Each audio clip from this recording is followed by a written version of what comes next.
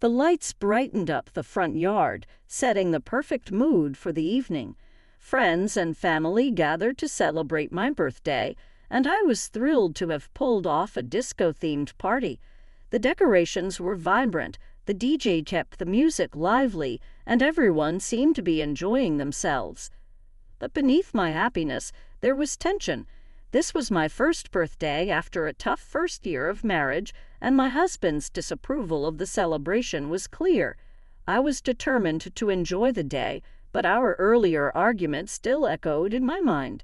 He had stormed into our closet, demanding I cancel the party. "My friends aren't coming, and I don't want to be surrounded by your family," he said. Frustrated, I reminded him it was my birthday, but he wasn't interested. He wanted to reschedule, claiming he'd feel isolated and uncomfortable. His anger wasn't new to me. Over time, I had noticed his attempts to gaslight, manipulate, and control me, often using money as leverage. He struggled with my achievements, wanting to be the center of attention. His behavior, driven by narcissism, made it difficult for me to celebrate my successes without backlash. He also pressured me to start a family, though I knew we weren't financially ready. His solution was always the same: ask my parents for money. It was a constant source of conflict. He expected me to fulfill his mother's desires, like buying her a new scooter, despite our limited budget. When I refused to involve my parents, he became increasingly frustrated, as if my independence threatened his plans. I can't shake the feeling that there's more to his demands than he lets on. He even threatened me with divorce if I didn't buy his mother that scooter. So I gave in, even though it was the last thing I wanted to do. I felt trapped, with no real choice but to keep the marriage going. We haven't even been married a year, but it already feels suffocating. Near my breaking point, I thought back on everything that had happened earlier and let out a sigh. I just wanted today to be a happy memory. Thankfully, the people who mattered most to me showed up to celebrate, including my college friends. The atmosphere was warm and filled with positive energy, but I couldn't ignore the cold glares from across the room. My husband and mother-in-law weren't hiding their displeasure. Our fight earlier had been awful. He wanted to cancel the party just because his friends couldn't make it. He can't stand the idea of anyone, even me, taking the spotlight. It's baffling how much he seems to resent me. Even when I got a promotion at work, he was bitter because he hadn't been promoted at his job. He blames me for every setback, as if everything is my fault. But today, I refused to let negativity take over. I decided to focus on the guests and enjoy the moment. As I mingled, I found myself talking to Wendy, a friend from college. "Happy birthday, Venice. Thanks for inviting me. It's been ages since we last caught up," she said. "You're welcome. It really has been a long time. 4 years since we graduated with our chemistry degrees," I replied with a smile. We laughed as we reminisced about our college days. Wendy reminded me how I had excelled in organic chemistry, even though I tried to downplay it. "You were one of the top students. It's a shame you didn't pursue a career in chemistry," she said. Her words stung a little, but I just smiled and let the conversation flow. I let out a long sigh, knowing it really was a shame. I used to work in chemistry, but I resigned because my husband didn't want me to continue in that field. Wendy looked surprised. "Really? Why?" "Sorry if I'm being too nosy." "No, it's fine," I reassured her. My job paid well. Too well, in fact. My salary was higher than my husband's, and he couldn't handle that, so I shifted to another career. I could see the frustration in Wendy's eyes. "You know you didn't have to listen to him." "I know, but he's my husband." Wendy didn't push the subject further. Instead, she encouraged me to enjoy the night. So I tried to let go of my worries and focus on the celebration. Later, Wendy returned with a cocktail in hand, looking excited. "I know what you're up to," she said, her voice full of energy. "What do you mean?" I asked, curious. She pointed to the cocktail.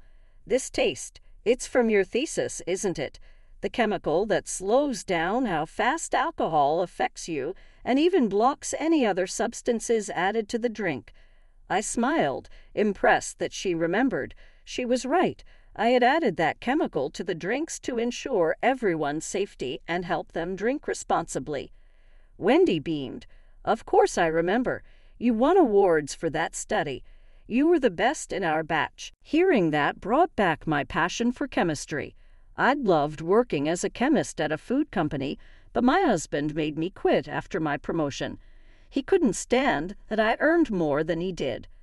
As I mingled with the guests, I noticed my mother-in-law, Helen, sneaking near the bar with my husband close behind. What are they up to? They didn't see me watching as they poured something into one of the drinks. I decided not to confront them immediately, staying calm instead. Just then, Helen approached me with a smile that didn't reach her eyes. "Happy birthday, dear. I've got a special drink for you," she said in an overly cheerful tone. I took the drink from Helen, keeping my cool even though I was suspicious. Thanks, Helen. You didn't have to." I had seen them tamper with it, so I knew something was off. After a small sip, the bitter taste confirmed my suspicion. It was drugged. Fortunately, I had already added my chemical to the drinks, so I was safe. The idea that they hated me enough to try to drug me on my birthday was shocking. I couldn't believe they'd go this far. I kept my reaction hidden and pretended to be affected, letting my body slump. I don't feel so good," I mumbled, noticing the smug looks on their faces. Monsters, both of them. Guests rushed over, concerned, trying to help me stay upright. They guided me to a nearby couch. "Venice, are you okay?" "What's happening?" someone asked. I faked drowsiness and whispered to Wendy, I think I've been drugged. Call an ambulance." Wendy panicked and quickly asked someone to call for help. Meanwhile, Helen and Richard stood back, watching with cruel satisfaction. I kept up the act, but inside I was already plotting my revenge.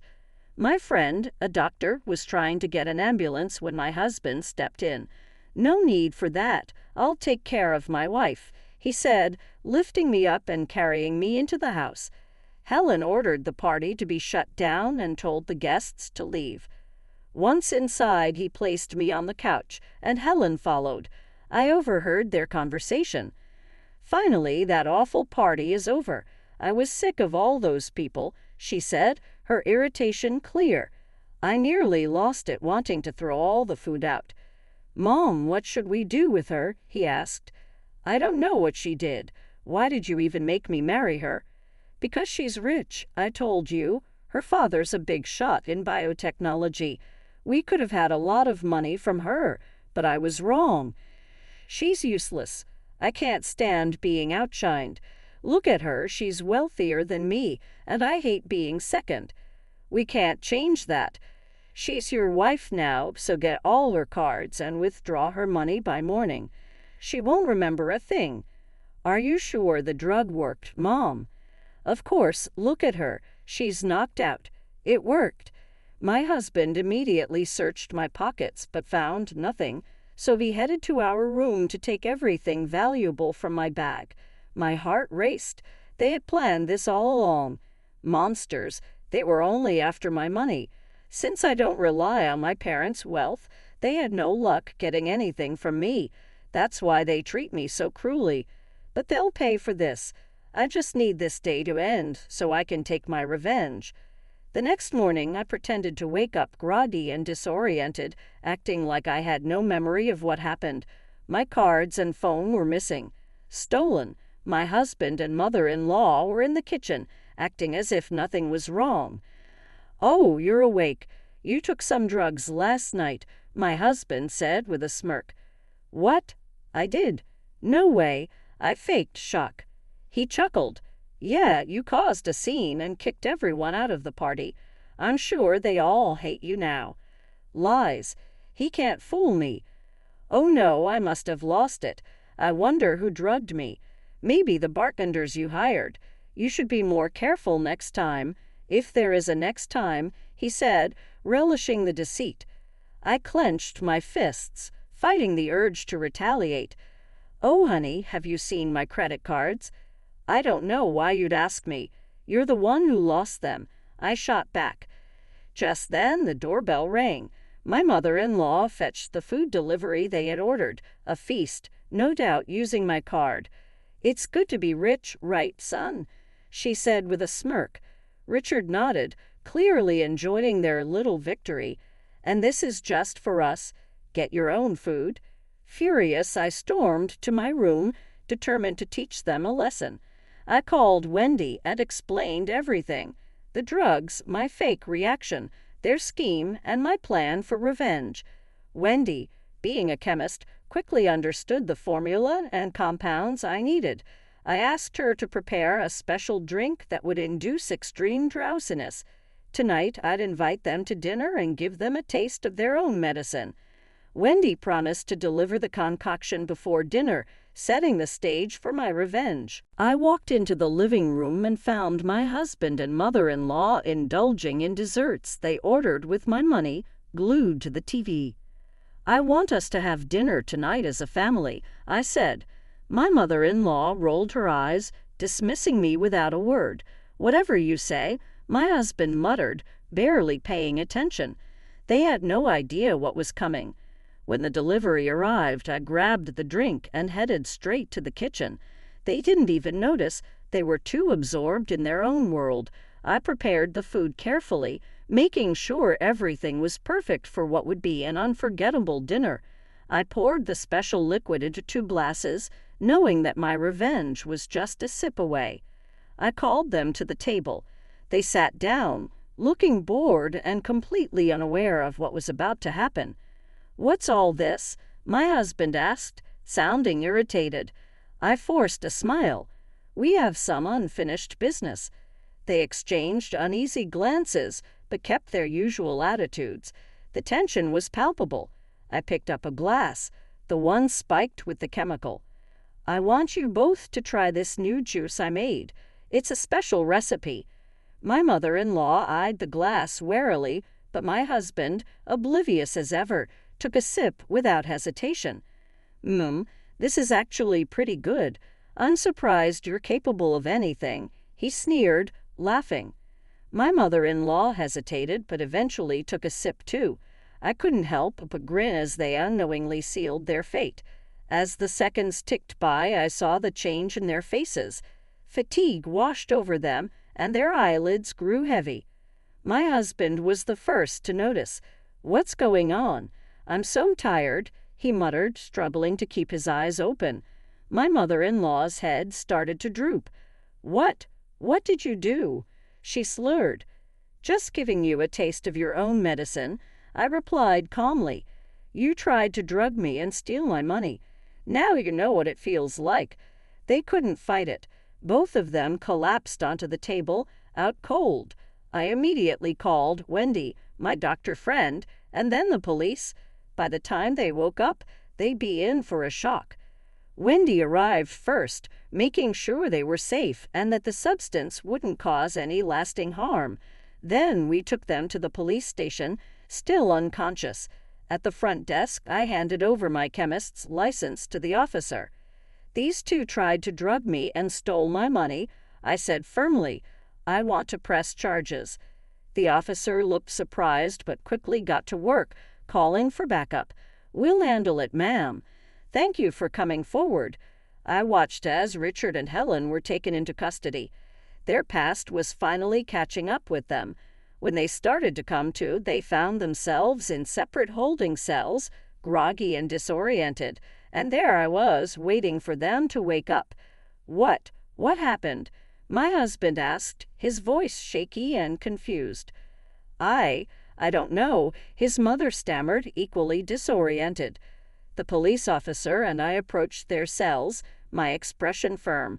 Their eyes widened when they saw me. "You're in serious trouble," I said coldly. "You've been arrested for drugging and theft."